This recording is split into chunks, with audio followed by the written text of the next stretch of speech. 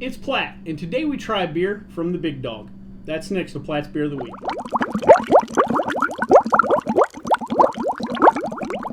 Alright, the particular beer we're trying today is the craft lager. It comes to us from Big Dog Brewing.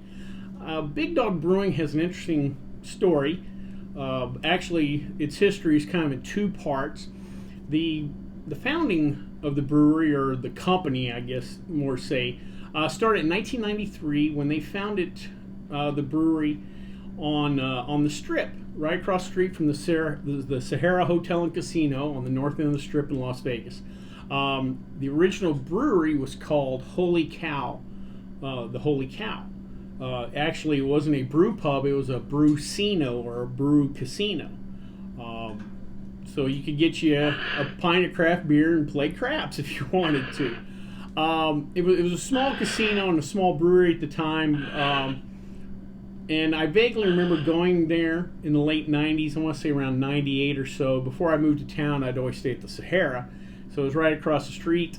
In full disclosure, I generally had one or two before I would go in there, so I don't remember too much of it. I do remember they kind of played the hits as far as beer styles. You could get you a pale ale, you could get you a stout and a porter, but they weren't doing saisons or lambics or anything like that. And again, 20 plus years ago, that wasn't getting done a lot in just brew pubs across America anyway, and especially in a town like Vegas, that again, we were just kind of, playing the hits. They didn't have a craft beer history.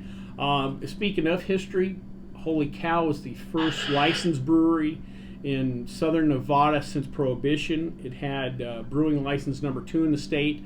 I believe Great Basin up in the Sparks Reno area had the first Nevada brewing license, so Holy Cow is number 2. Unfortunately for Holy Cow, even though it was kind of a fun place and again a great concept, a casino and a brewery together, unfortunately for them though, right after 9/11 happened, the tourist industry took a real big hit out here for about 6 months to a year or so. This is before I moved out here, but just talking to locals. Tourism really took a big hit. A lot of people got laid off. And the folks at Big Dog realized, well, we might be too dependent on the tourist market. So they ended up closing down the Holy Cow in spring of 2002. But they didn't give up the dream. The owners and the staff decided to move out to the burbs and cater more to the local crowd. And they moved out about 8 miles northwest of their location on the Strip. They're located near a casino called Santa Fe Station. They're not in the casino, but that's the nearest, I guess, landmark. At the time, they were kind of on the edge of town, but now they're in the middle of the burbs out there. In 2003, they opened Big Dog Brewing. They changed the name from the Holy Cow to Big Dog Brewing. They have, besides the brewery, they have a full restaurant, pub, video poker bar, which I've explained to you before is kind of an important deal. If you're going to own a bar in this town, you might as well have those video poker machines because they help pay the rent. So, and I can say I've gone on a video poker heater at Big Dogs too. So the machines do win. You can win out there. I'll confess that. Another unique thing about bars out here, I know it happens in other parts of the U.S., but out here, you have a lot of what are called team bars. That place may be one bar may be a Cleveland Brown bar, another bar may be a Buffalo Bill bar. You may have a University of Nebraska bar. Well, Big Dogs and the founders of Big Dogs are from Wisconsin, so it's a Wisconsin Badger / Green Bay Packer bar. Obviously, they got tons of team paraphernalia there. They'll always have the games on. But they've also catered their food menu to that kind of Wisconsin, upper Midwest thing.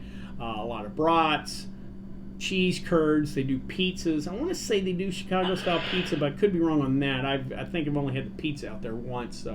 But anyway, traditional Midwestern pub food is what you'll find there, and they do an excellent job with pub food too. One of the things they do out there that's kind of interesting is they hold quarterly beer festivals. Not just to highlight their beers, but other local and regional breweries come out for that, and they do it 4 times a year, once a season. And most of their beer festivals are also dog-friendly, which is kind of a cool thing. We'll talk about that a little bit later. Something else cool they do at Big Dogs, and I got to take advantage of, is they do a deal, or they did, and this has been about 7 8 years since I did it, where you could go work the brewery for a day. You could go see how the sausage is made, as I like to say. You go out there, you get there, you see how they prep. They give you a little tour of the distillery. I want to say they were working on a 15-barrel system at the time I went. But anyway, you go crush some grains. They talk you through the brew process. You'll do a mash-in, a sparge, what have you. Actually, the day I went in, they ended up having a stuck mash. They were making a barley wine. The grain bill was real big. Probably also didn't help that you had just a bunch of different people around letting them, some people crush the grain, some people stir in the grain, which I think that's where things got lost. They were letting other people's help stir in the grains. And with such a grain bill as large as barley wine, that'd probably been better, if we made the craft lager that day than a barley wine per se. But anyway, it was, as far as a beer nerd like me, it was really cool to see something actually go wrong in a commercial brewery, and what do they do and how they work that out and everything. That to me was kind of unique. As far as the beers produced, most of the beers in the Big Dog line will have some kind of dog theme to them. There's the Leg Lifter Light, there's the Black Lab Stout, there's the War Dog Imperial IPA. So generally dog themed. I guess the craft lager's kind of the stepchild of the whole thing, but generally they'll have dog themes. Well, before we try the craft lager, let's check out the stats.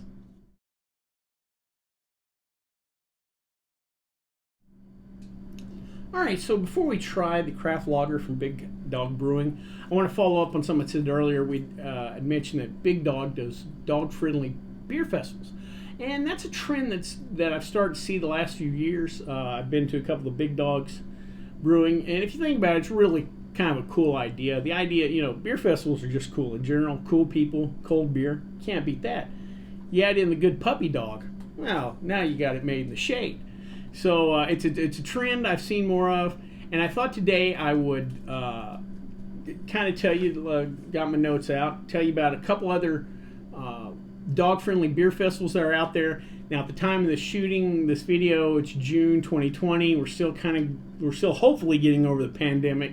Things are opening up, but big events are still, kind of iffy. So definitely check. Definitely go online and check for these events, before you book anything, because there's a decent chance they may not go off. The first one on my list is Pottoberfest in Colorado Springs. It's an event to help raise funds for the local humane society, so it's for a good cause. Cold beer, again, tough to beat. I believe that's scheduled in the fall, so there's a chance that might still go off. Next one we have is the Dog Days of Summer Oregon Coast Beer Festival in Newport, Oregon. Now you add the coast, or a beach or shoreline or something on top of dogs and cold beer. I don't know how to get much better than that. Besides the beer festivals that Big Dogs run out here, there's also a Dog Pacific beer festival out here in Vegas, something called the Bark and Brew Dog-Friendly Beer Festival here in Las Vegas. I want to say it was originally scheduled for April this year, and again, the month of April was pretty much a wash. Hopefully next year that'll be back, and again, we're lucky here in Vegas. We have the Big Dog Brew Festivals. And last but not least, the Lucky Dog Barks and Brew Winter Beer Festival in Charlotte. Again, go online and check out these before you make any plans, because again, everything's kind of up in the air right now. Well, enough talking about dog-themed beer festivals and beers. Let's try the craft lager from Big Dog.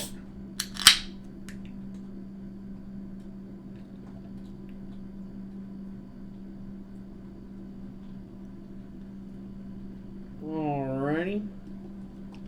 Got a nice, almost one finger head of foam, and that's dissipating fairly rapidly.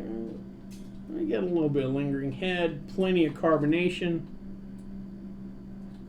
Nose is pretty simple. Again, it's a craft lager, light in color. Let's give her a try.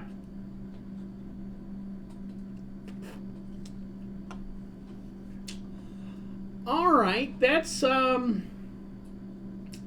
simple, but it's nice. It's light beer. You know, if you think about if you're running a brewery in Vegas, you're going to need to have some kind of lighter beer. It's not technically a light beer, but in the spectrum of beers, it's going to be on the lighter end. You know, these just lagers.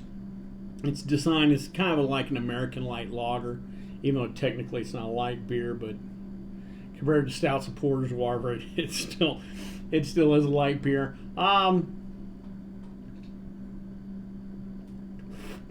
Just a faint hit of malt, not much in the hops way. That being said, though, this is beer. You know, if I'm taking my Miller Lite friends to Big Dog's Brewing, I can get them to drink this. We'll see if we can work our way up to the Imperial IPA or some of their other beers. They also do a real good red ale. I've had before too. I think it's called Fire Hydrant Red Ale, or. But the lager itself, it's nice. It's light. It's easy drinking. Good summertime beer. Doesn't have much flavor, but again, if you're shooting for a kind of a light lager, you kind of give that up. But overall, a good drinkable beer. You know, add the bratwurst and again your good puppy dog at an outdoor beer festival. I think we got it made. Well, I hope you liked this video. If you did, please subscribe down below. Also, please like the video because it lets YouTube know we're putting out good content.